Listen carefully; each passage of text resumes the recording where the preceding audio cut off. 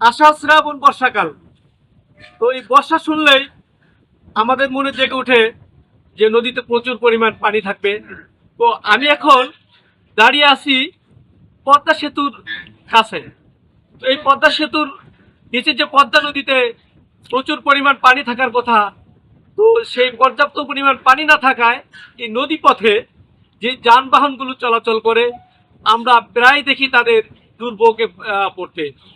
তো সেই বিষয়ে আমরা অনুসন্ধানে নেমে আহ, দেখেছি যে আহ, যারা এই নদীপথে যে যানগুলো তারা চলে তাদের কিন্তু মাঝে মাঝেই আহ, এই নদীতে পানি না থাকার কারণে আটকে পড়তে দেখা যায় এবং ঘন্টার পর ঘন্টা কিন্তু তারা সেই আটকে থেকে দুর্ভোগ পোহাতে হয় তাদের। তো আমরা কথা বলছিলাম এমন একজন সুকানির সাথে, তিনি আমাদের যা বললেন আপনাদেরকে দেখানোর চেষ্টা করি এবং তার সাথে কথা বলবো যে তিনি তার মনের যে অনুভূতিটা কি প্রকাশ করেন।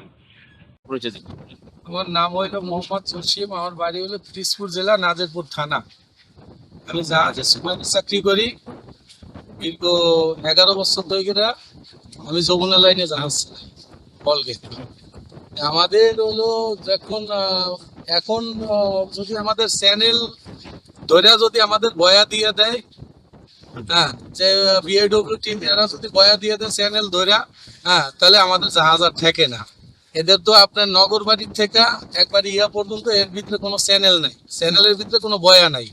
যেহেতু আমরা চিনতে পারি না, বুঝতে পারি না, অনেক সময় দেখা যায় খাড়ি ঘুরে যায়, লইরা যায়, হ্যাঁ, হয়তো গাইনে যায় না বামে যায়, এর কারণে আর কি জাহাজ বাইজে যায়। হ্যাঁ, কারণ আমরা অনেক সময় লগি দিয়া পানি বাম ফালাইয়া পানি মাপ দিয়া পরে আসা লাগে। এই এমন যদি সরকার যদি আমাদের ভূমিকা নেয় যে আমরা আমাদের জন্য যে গয়া দিয়ে দেয় অথবা মার্কা দিয়ে দেয়, ওই মার্কা দিয়ে দিলে আমাদের চলাচলতির জন্য সুবিধা হবে। যে আমাদের যে যদি আপনার চ্যানেল করে দেয় আর ওই আপনার বয়া দিয়ে দেয়, তাহলে এটাই আমাদের হয়। বয়া দিয়ে দিলে আমাদের চ্যানেল ঠিক থাকবে, হ্যাঁ, আমাদের নজর ঠিক থাকবে। চ্যানেল থাকলে বয়া থাকলে আমরা অবশ্যই পার হয়ে যাইতে পারবো, তাহলে আর আমাদের জাহাজ ঠেকবে না।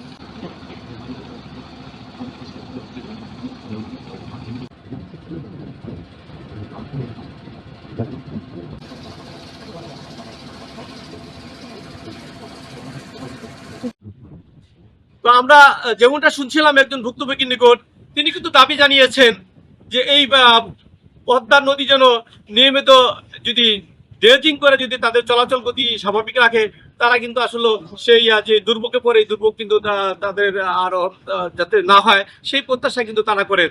তো পদ্মা সেতুর যে নদীতে যে যানবাহনগুলো চলাচল করে মালামাল আমদানি রপ্তানির জন্য আসলে এই নদীপথটাই কিন্তু একটা সময় ছিল যে মালামাল আমদানি রপ্তানির জন্য স্বল্প খরচে পরিবহনের একটা গুরুত্বপূর্ণ মাধ্যম। তো নদীকে বাঁচানোর জন্য এই নদীপথকে সচল রাখার জন্য যথাযথ কর্তৃপক্ষ যেন এদিকে দৃষ্টি দেয়, এমনটাই কিন্তু এই নদীতে যারা চলাচল করেন তাদের প্রত্যাশা। তো এই ছিল আমার নিকট মাদারীপুরের শিবচরের পদ্মা সেতু থেকে সর্বশেষ তথ্য। M A Qayyum, global television.